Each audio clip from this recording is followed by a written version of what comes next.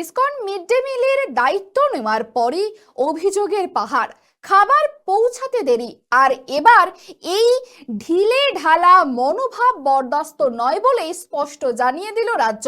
চালকদের গাড়িতে জিপিএস বসানো বাধ্যতামূলক করে ইসকনকে সময় বেঁধে কড়া নির্দেশ স্কুল শিক্ষা দপ্তরের।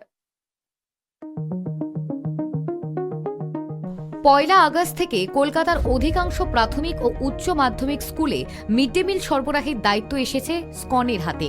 কিন্তু শুরুর প্রথম সপ্তাহেই হোঁচট। শহরে একের পর এক স্কুল থেকে জমা হতে শুরু করেছে একগুচ্ছ অভিযোগ। সময় পেরিয়ে যাচ্ছে, অথচ দেখা নেই মিড ডে মিলের গাড়ির।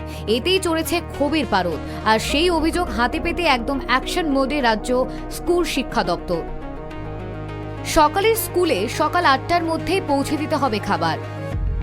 দুপুরের স্কুলের ক্ষেত্রে ঘড়ির কাঁটা দুপুর ১টা ৩০-এর আগেই খাবার পৌঁছানো বাধ্যতামূলক। খাবার পরিবহনের প্রতিটি গাড়িতে জিপিএস ট্র্যাকিং বাধ্যতামূলক। নবান্ন থেকে ট্র্যাক করা হবে গাড়ির গতিবিধি। সময়সূচি অমান্য করলে বা পরিবহনে ঢিলেমি ধরা পড়লে নেওয়া হবে কড়া ব্যবস্থা, তা স্পষ্ট করে দেওয়া হয়েছে শিক্ষা দপ্তরের নির্দেশিকায়। জিপিএস নজরদারি আর কড়া টাইমিংয়ের ফাঁদে ফেলে এবার স্কনের পরিষেবা আদৌ কতটা গতি পায়, নজর এখন সেদিকেই। অভ্রদীপ দাসের রিপোর্ট, KTV বাংলা।